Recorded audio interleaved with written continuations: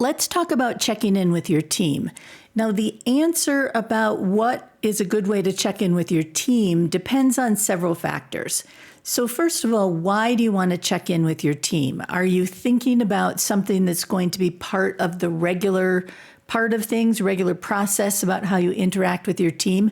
Or is there some special reason that you want to check in with your team? Maybe you're going through a change, maybe something has happened in the organization, maybe it's annual and that's why you want to do it, or quarterly. So why you want to check in with your team impacts the way that you check in with your team. Next, you want to think about who you want to check in with. Are you checking in with everybody? Or are you checking in with specific people or with subgroups? And what I mean by subgroups is, let's say, for example, I'm leading a training and development team. I might have trainers on my team. I might have instructional designers on my team. I might have performance improvement consultants on my team.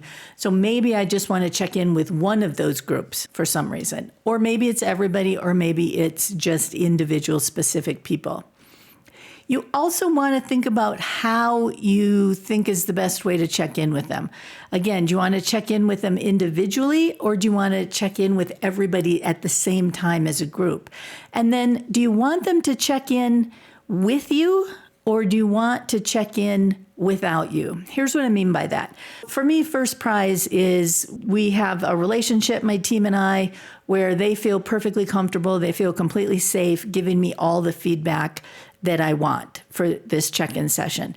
But it could be that either because of our relationship, because I'm new to the team, because of something that's happening in the organization that's making them feel less comfortable, maybe they would be more open if they were able to create the information that I'm looking for in the check-in without me.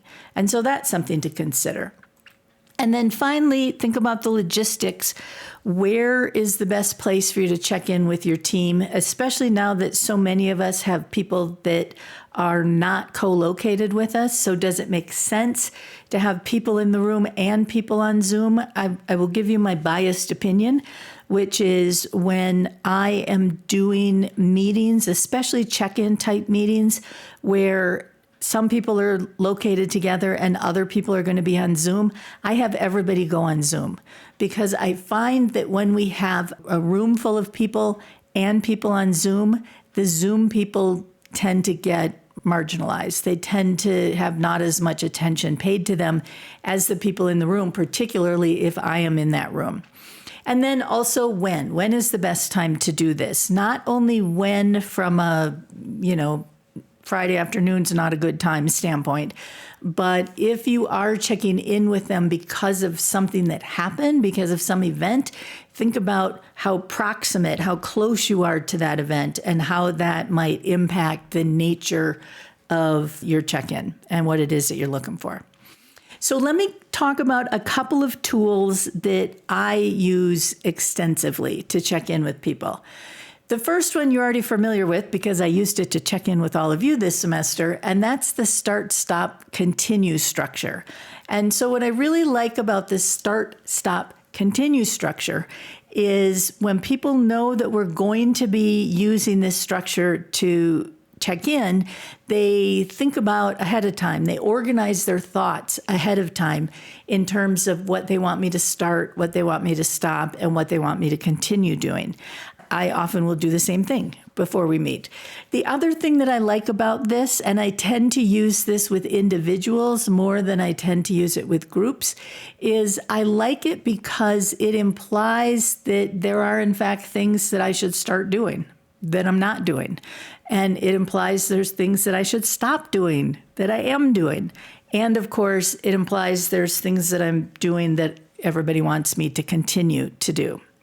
I also tend to use start, stop, continue for regular check-ins. So this might be something that my team knows every time we have one-on-ones, this is a structure that we're going to use. Can we talk beyond this? Absolutely. But this is the structure we're all going to come prepared to talk about. I first started using this because I worked for an organization who was really interested in what they referred to as flattening the organization, which meant taking out a lot of layers, taking out a lot of supervisors. And so I had a team of 57 direct reports, no supervisors, just them and me. The org chart looked like a comb because everybody was a direct report to me. Well, there was no way that I was going to be able to have meaningful one-on-ones with that many people unless we put some kind of structure in place. And so by doing the start, stop, continue structure, it allowed us to be more efficient, more organized in our conversations. And again, we could talk about other things, but it allowed me to have 30-minute one-on-ones with everybody every couple of months and still have time to do 57 one-on-ones and also get some work done. So that's start, stop, continue. The next one I want to talk about is the get want chart. And this is something that I tend to use for non-regular check-ins. So I might use it if I'm brand new to a team, or I might use it quarterly or annually, or if something happened in the organization, we're going through some big change. So I tend to use this not regularly, but more on a kind of incident-based situation. So here's how the get want chart is organized. You can see it's a 2x2 matrix.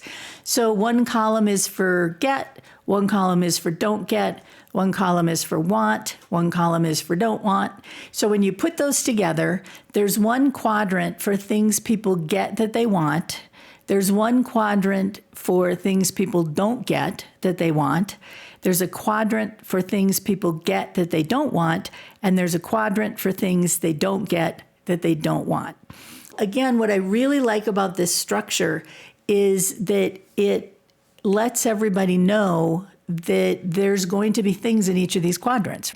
I know when I explain this, and I explain it very matter-of-factly, that there are things you get that you want from me, and there's things you don't get that you want from me, and there's things you get that you don't want from me, and there's things you don't get that you don't want from me.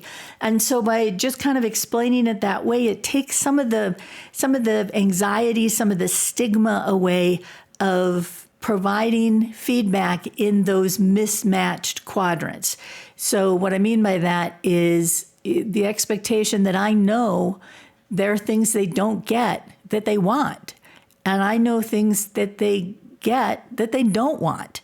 And so it's important that they feel just perfectly comfortable sharing those things, as well as reinforcing the two quadrants that match, which are, these are the things that we get that we want, and these are the things that we don't get that we do not want you to start doing.